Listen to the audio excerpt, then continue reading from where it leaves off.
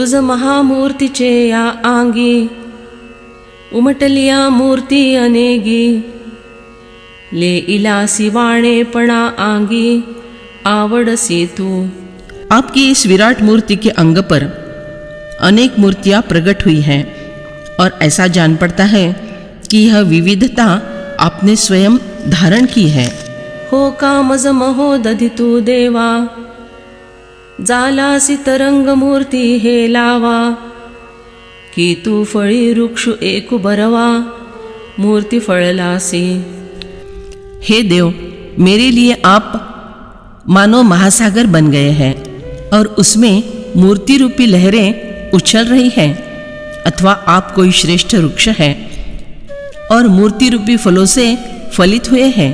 जी भूति भूतळ मांडले जैसे नक्षत्री गगन गुढले तैसे तुझे मूर्तिमय भरले देखत से रूप।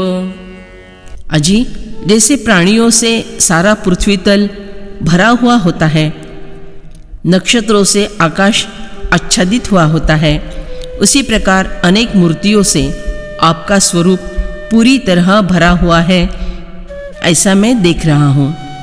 जी एकैकीच्या अंग प्रांती होये जाये हे त्रिजगती एवढी याही तुझ्या आंगी मूर्ती की रोमा झालिया।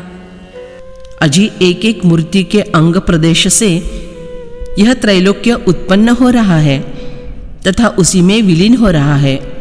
इतनी सारी मूर्तियां आपके शरीर पर मानो रोमों की भांति दिखाई देती है। ऐसा पवाडू मांडोनी विश्वीचा तू कवण पाये थकैचा ऐसे पाहे तव आमुचा सारथी तो तू। मैं इस प्रकार विचार करता हूँ कि ऐसा विश्व रूप का विस्तार रखने वाले आप है कौन और यहाँ किस कारण से आए हैं। तो मुझे यह पता चलता है कि आप वे ही श्री कृष्ण हैं जो मेरे सारथी है। तरी मज पाहाता मुकुंदा तू ऐसाच व्यापकू सर्वदा मग भक्तानुग्रहे ये या बहुधा रूपाते धरीसी। अतः हे श्री कृष्ण, विचार करने पर मुझे ऐसा जान पड़ता है कि आप सदा ऐसे ही व्यापक रहते हैं, परंतु अपने भक्त पर कृपा करने के लिए ही इस प्रकार के अनेक रूपों को धारण करते हैं। कैसे चहू भुजांचे सावळे पाता ओल्हावती मन डोळे खेव देवो जाईजे तरी आकळे दोहोची भुजी। उन रूपों में से आपका वह 4 भुजाओं वाला सांवला रूप देखते ही मन द्रवित होता है, आंखों में आंसू भर आते हैं और यदि आलिंगन करने जाए तो वह रूप दोनों भुजाओं से सहज में लिपटा लिया जा सकता है। ऐसा कोडी सवाणा कृपा करूनि होसी विश्वरूपा की आमची आदिठी स्वल्पा सामान्य देखो। हे विश्वरूप देव, इस प्रकार आप कृपा करने के लिए छोटा सा सुकुमार रूप धारण करते हैं, परंतु मेरी दृष्टि मर्यादित है, इसलिए मैं आपको साधारण मर्यादित समझता हूँ। तरी आता दिठीचा वेटाळू गेला तुवा सहजे दिव्य प्रकाश केला म्हणूनी यथारूपे देखो लागला महिमा तुझा। परंतु अब तो मेरी दृष्टि पर जो अज्ञान का पर्दा था वह हट गया है, दिव्य दृष्टि मिली है। आपने स्वाभाविकता से दिव्य प्रकाश फैला दिया है, इसलिए मैं आपका महात्म्य देख सका हूँ। मकरतुंडा मागिली कडे होतासी तूची येवडे रूप जालासी हे पुढे ओळखे मी। मुझे इस बात का ठीक परिचय हो गया है कि मेरे रथ के मकाराकार अग्रभाग के पीछे की ओर जो आप बैठे थे वे ही आपने इतना बड़ा विश्वरूप धारण किया है। किरीटिनं गदिनं चक्रिणं च तेजो राशो सर्वतो दीप्तिमन्तं पश्यामि त्वां दुर्निरीक्षौ समन्तात् दीप्तानलार्कद्युतिमप्रमेयम्। मैं आपको किरीट मुकुट, गदा, चक्र तथा शंख और पद्म धारण किए हुए देख रहा हूँ। आपको तेज की राशि, सब और प्रकाश वाले, देदीप्यमान अग्नि तथा सूर्य के समान कांति वाले, नेत्रों के द्वारा कठिनता से देखे जाने योग्य और सब तरफ से अप्रमेय स्वरूप देख रहा हूँ। परिनोहे तोची हाशिरी, मुकुटले इलासी हरी, आताचे तेज आणि थोरी, नवल बहुवे। हे श्री कृष्ण, आपके मस्तक पर अवस्थित यह मुकुट वही है न जो पहले था, परंतु इसका इस समय का तेज और अभी की विशालता अनेक प्रकार से कुछ विलक्षण ही है। तेची हे वरिलिये हाती, चक्र परिजितिया आयती, सवरतासी विश्वमूर्ति, न मोड़े खूण। हे विश्वमूर्ति देव, यह ऊपर वाले हाथ में वही चक्र है जिसे आप अभी चलाने की तैयारी से संभाल कर धारण किए हुए हैं। वह आपकी निशानी नष्ट नहीं हुई है। येरी कडे तेची हे हान गदा, आणि दोन्ही भुजा निरायुधा, वागारे संसारा वेया गोविंदा, संसारी लिया। दूसरे हाथ में वही पहले वाली गदा है और हे गोविंद, नीचे के दोनों ही हाथ आयुध रहित रहकर खाली घोड़ों की लगाम पकड़ने के लिए आगे बढ़े हुए हैं। आणि तेणेच वेगे सहसा, माझे या मनोरथा सरिसा, जालासी विश्वरूप विश्वेशा, म्हणोनी जाणे। हे विश्वेश्वर, यह बात अच्छी तरह से मेरी समझ में आ गई है कि आप मेरे मनोरथ के अनुसार विश्वरूप हो गए, इसलिए आप वे ही श्री कृष्ण हैं। परिकाई से बापा हे चोज, विस्मो करावे या नाही मज, चित्त होऊनी जात आहे निर्बुज, आश्चर्य येणे। परंतु बाबा जी, मुझे विस्मित करने के लिए आपका यह कैसा अचरज भरा कौतुक है, यह अच्छा नहीं है, क्योंकि इस अद्भुत विश्व रूप से मेरा चित्त बिल्कुल पागल सा होता जा रहा है। हे एथ आथिका येथ नाही, ऐसे विश्व सोही न ये काही, नवल अंग प्रभेची नवलाई, कोंदली सैंघ। यह विश्वरूप यहाँ है अथवा नहीं है, इस बात का भी मेरे मन में ठीक ठीक भरोसा नहीं हो पाता। आश्चर्य तो यह है कि आपके शरीर की प्रभा की अपूर्वाई सब जगह खचाखच भरी हुई है। एथ अग्निची ही दिठी करपत, सूर्य कोडी एक हारपत, येसणे तीव्रपण अद्भुत, तेजाचे येया। इस तेज की प्रखरता ऐसी विलक्षण है कि यहाँ अग्नि की दृष्टि भी झुलस जाती है, 1 करोड़ सूर्य भी दिखाई नहीं पड़ते। हो का प्रकाशाच्या महार्णवी, बुडवून गेली सृष्टी आघवी, की युगांत विद्यूंच्या पालवी, झाकले गगन।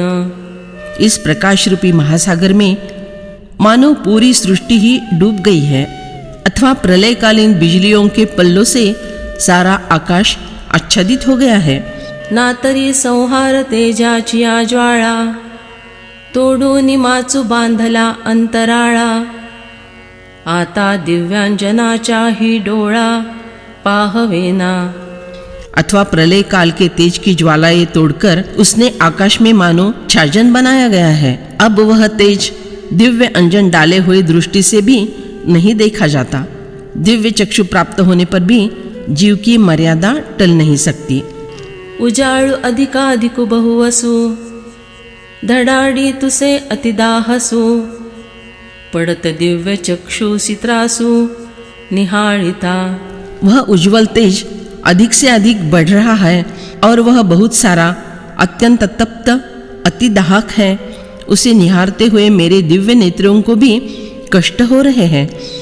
हो का महाप्रळयीचा भडाडू, जो काळाग्निरुद्राच्या ठाई गुढू, तो तृतीय नेत्राचा मढू उघडिला का. ऐसा प्रतीत होता है कि वह महाप्रलय की अग्नि का भड़ाका है जो कालाग्नि नामक रुद्र में गुप्त रखा हुआ था. वही तीसरे नेत्र की पलक खोलने से प्रकट हुआ है ना.